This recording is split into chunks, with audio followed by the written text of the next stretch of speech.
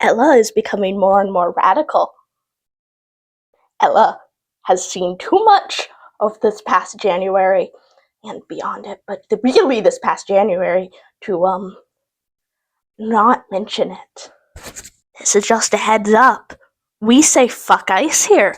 We say fuck Trump here. We say fuck all of the fascist bullshit that is going on in our government right now.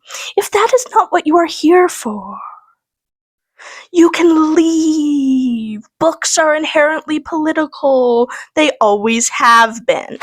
Hello! My name is Ella Jean, your local, queer, disabled fantasy writer. And I am here to tell you that we need to write quirky books again. Yeah, we need to go back to making books weird. Now you may be saying, Ella, how does that intro match quirkiness of books? We'll get there.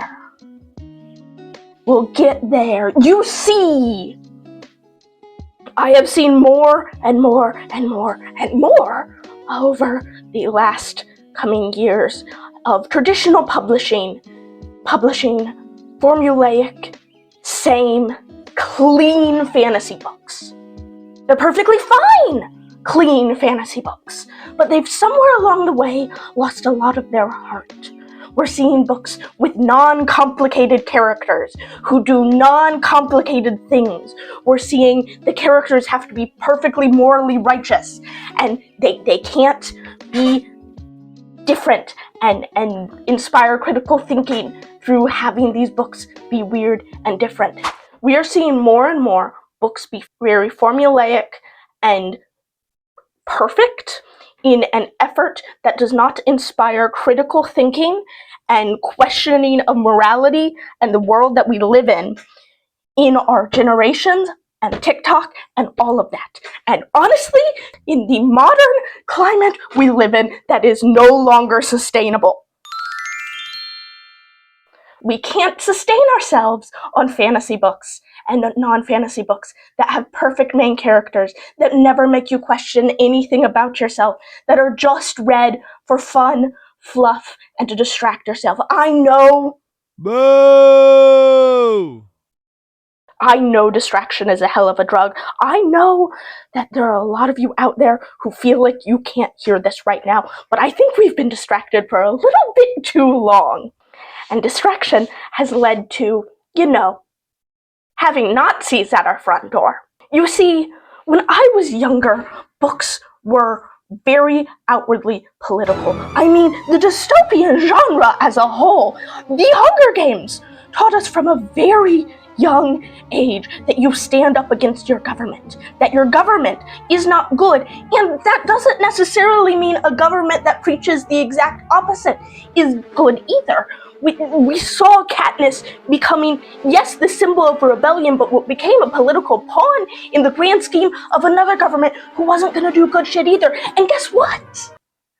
Those stories taught us at a very young age to question the government. Those stories are why now we are seeing people stand up against the government and stand up against this sense of keep quiet and question nothing, and you'll survive. That isn't healthy, that isn't good, and I feel like we are losing these books. Stories were once meant to have hope.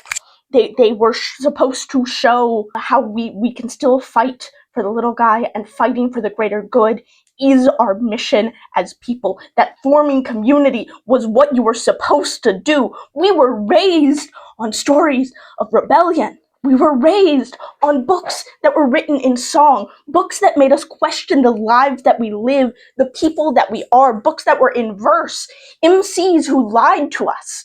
And we realized through these lies that we're more morally the same than we're not.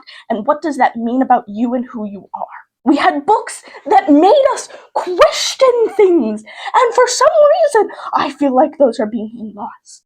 I do not want to say this is an attack on reading to unwind.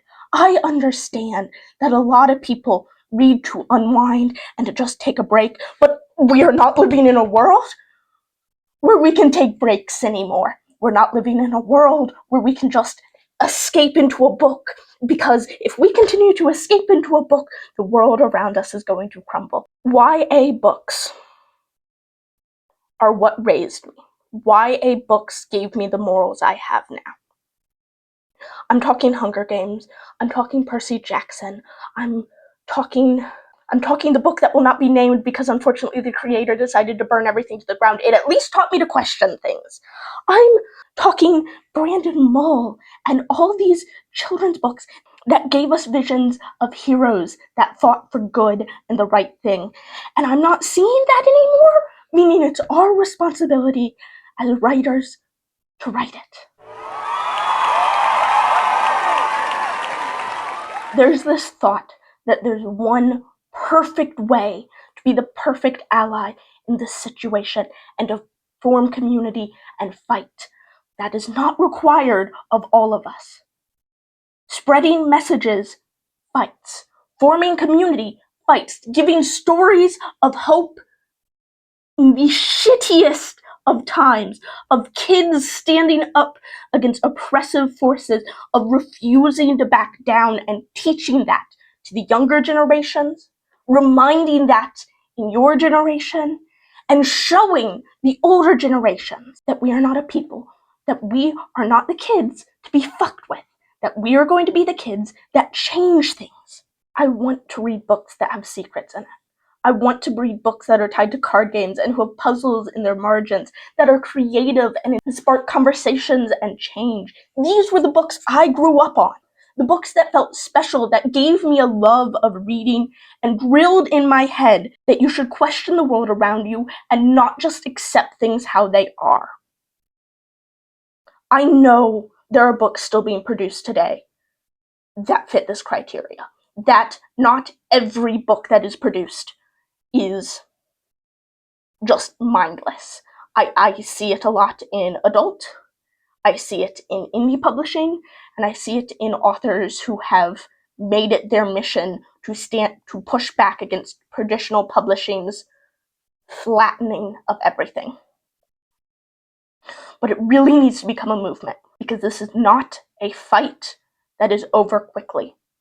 There is no do this one thing and everything will be solved in the world.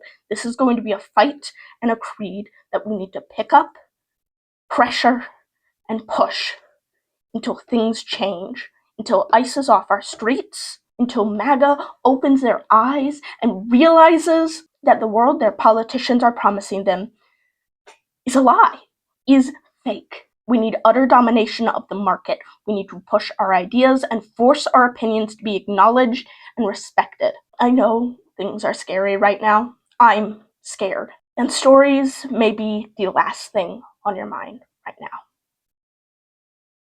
But we need to remember where we came from. We need something to build everyone up, to show examples of what we are fighting for and give the next generation just as much of a rebellious spirit as we grow up with. If you can't get out and strike or protest or join mutual aid funds, I understand that. But remember, there are other ways to help your community flourish. Meet your neighbors, share your stories, and never forget how powerful your voice is. Because we need to bring back quirky books. Books that are different, that are weird, that are wholly and completely messy, that inspire discussion and fandoms and creates communities across the internet and the globe, bringing people together over hope. We need queer characters that scream from the rooftops, characters of color that show they will not be hidden, rebellions that burn their government to the ground, books that share secrets and show hope and promise a future we can be proud of, a future that is possible together. I know this is a weird video. I know that as a YouTuber of 50 grand subscribers, I may not make a difference. I may not make a wave. If you see this and share it, and it inspires you to go meet your neighbor, to share a story with them, to write something together to form a bond, and that inspires someone else to reach out and together we knit a community that is not going to let the others be taken, be forced to kneel, be forced to hide, be forced to obey. We are more powerful together. And a good story brings everyone together. Because always remember, writing is difficult.